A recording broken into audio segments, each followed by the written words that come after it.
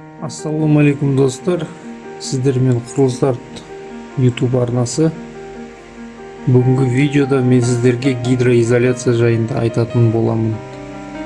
Осы іргетасты құймас бұрын мен де сіздер сияқты неше түрлі видеолар көріп, YouTube'тан неше түрлі информация жинап, интернеттен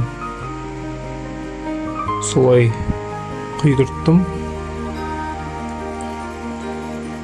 Сол видеоларда байқағаным, көп роликтерде іргетасты гидроизоляция жасамай көміп тастап жатыр.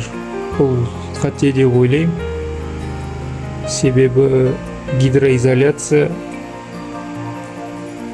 іргетасты ылғалдан сақтайды, және де көптеген сондай пайдалы қасиеттері бар.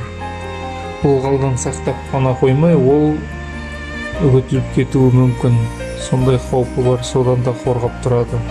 Бұл мастиканы сатып алмай тұрып, сізге ең бірінші іргетастың гидроизоляция жасайтын аумағын, яғни квадратурасын шығарып алу керек. Мысал ретінде мен сіздерге мына бөлменің квадратурасын шығарып көрсетейін. Бұл бөлменің ені 3 метр, ал ұзындығы 4,5 метр. Ал бізде іргетастың орташа биіктігі 90 сантиметр. Қарама-қарсы тұрған қабырғаның ені 3 метр, ал биіктігі 0,9 метр. Бұл қабырғаның ауданы 2,7 метр квадрат шықты. Оң жақтағы қабырғаның ұзындығы 4,5 метр, оны биіктігіне көбейткен кезде шамамен 4 метр квадрат. Ал өздеріңізге белгілі, осы қабырғаларға, қарама-қарсы жатқан қабырғалардың ауданы да тура осылай болады. Осы 4 қабырғаның ауданы бізде 13,5 метр квадрат. Осылай барлық бөлмелердің квадратурасын осылай есептеп шығарып алып, сол шығарып алған квадратураға байланысты мастика алуға болады. Өзіме керекті квадратураны есептеп алғаннан кейін құрылыс дүкендеріне барып мастика іздедім. 2-3 құрылыс дүкендеріне бардым.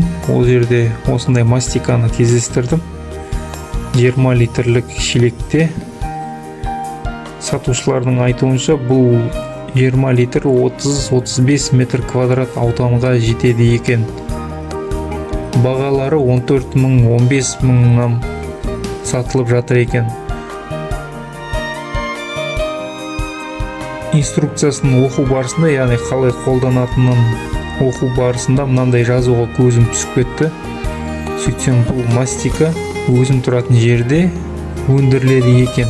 Яғни көрсетілген телефондарға звондаған кезде складта бар екенін айтты, және бағасы 8500 теңгеден сатылып жатыр екен. Егер сіздер де осылай құрылыс материалдарын іздесеңіз, мынандай жазуларға мән бергеніңіз дұрыс. Ал егер басқа қалалардан болсаңыз, көп мөлшерде алатын болсаңыз, тікелей складтан алған тиімді болады деп ойлаймын. Солай складына барып 4 шелек алдым, 80 литр, 8500 теңгеден 34 мың теңге болды 4 шелегі. Сөйтіп тікелей складтан 4 шелегін алып 14 мың теңге үнемдедім. Іргетастың қабырғаларына мастика жағып болдым. Мастика қалың жағылған себепті төмен қарап сәл ағыпты, ештеңе етпейді. Әлі дұрыс кетпепті. Міне көріп тұрғандарыңыздай, іргетастың барлық қабырғаларының, барлық бөлмелердің қабырғаларына жағып шықтым. Шелектегі мастика өте қою болған себепті сұйық болғанша қыздырып, 120 литр мастикаға мен 5 литр солярка араластырдым. Өйткені құр мастиканың өзін жақсаңыз, валикпен жаққан кезде ол валикке жабысып дұрыс жағылмайды. Сол себепті солярка араластырдым. Осылай 120 метр квадрат ауданға 3,5 шелектей мастиканы жағып шықтым. Жарты шелек ауысып қалды. Мастиканы іргетасқа жағу барысында тек қана осындай типтегі валикті қолданыңыз. Себебі біз алғашқыда губкадан жасалған валик сатып алып, сонымен жағып көрдік. Өте ыңғайсыз, өте қолайсыз екен. Мастика валикке жабысып, дұрыс жағылмай, біраз әбігерге салды. Сол себепті біз дүкеннен барып осындай типтегі валикті сатып алып, осымен жағып шықтық. Қорытындылай келе, 80 литр мастикаға 34 мың теңге, валик, солярка, тағы басқа шығындарға 7 мың теңге жұмсадық. Жалпы іргетасқа гидроизоляция жасауға 41 мың теңге қаражат жұмсадық. Достар, егер осы видео сізге ұнаса, лайк басыңыз, комментарий қалдырыңыз, достарыңызға бөлісіңіз, және де арнаға тіркеліп қойыңыз. Армандаған үйімізді бірге салайық.